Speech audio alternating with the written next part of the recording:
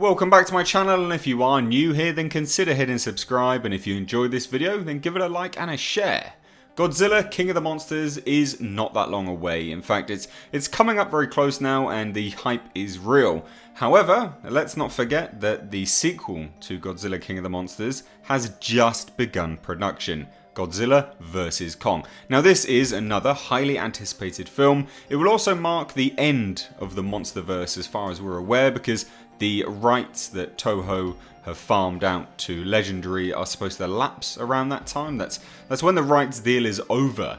So Godzilla vs. Kong is going to be a monumentous movie for the simple fact that it will end the Western saga, the Western foray into the Kaiju universe as the Monsterverse. Now, as stated, Godzilla vs. Kong has officially started its production. Legendary Pictures took to Twitter to announce this, and although they used a previously seen image from Godzilla King of the Monsters, we also got an official plot synopsis for Godzilla vs. Kong, and it is really interesting. So I thought I would read this out to you and then delve into it and explore exactly what this could mean, and I'll probably do another video on it later once I've established some further thoughts and done a bit of research. But the plot synopsis is as follows. In a time when monsters walk the earth, humanity's fight for its future sets Godzilla and Kong on a collision course that will see the two most powerful forces of nature on the planet collide in a spectacular battle for the ages.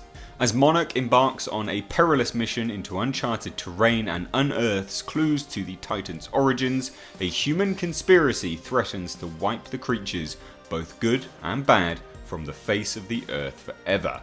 So, first initial thoughts on this as a plot synopsis. It sounds fantastic. Now, it also leads off from what we know is going to happen in Godzilla King of the Monsters. We know that in that film there is going to be a form of eco-terrorist group. Now, this is the group which is run by Charles Dance. So in terms of the human conspiracy, that is what the human conspiracy is likely to be coming from. It's going to be from those eco-terrorists.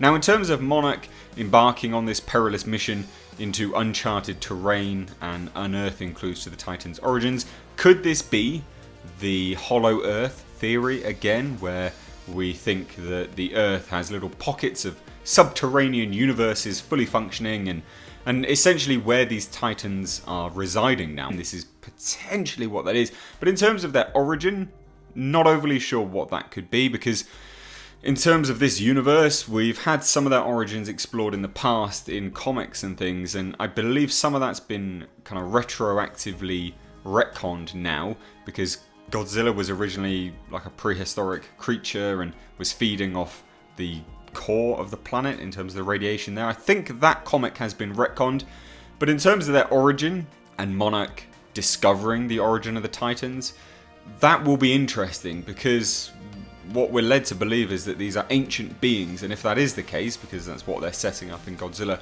King of the Monsters, then surely their origin is just ancient. Surely they are just ancient creatures. They're not going to be aliens or anything bizarre like that. So the fact that the plot synopsis is quite focused on the fact that we'll be discovering their origins, that does lead me to believe that potentially there's going to be something afoot in terms of their origins. But there you go.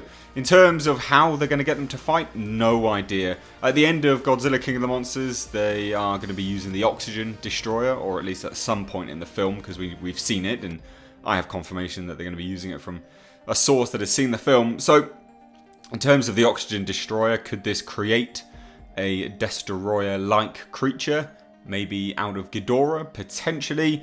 And could this mark the reason why Godzilla and Kong have to essentially stop their battle and then go off and fight a bigger, stronger threat? Yeah, absolutely. I would say that's highly likely.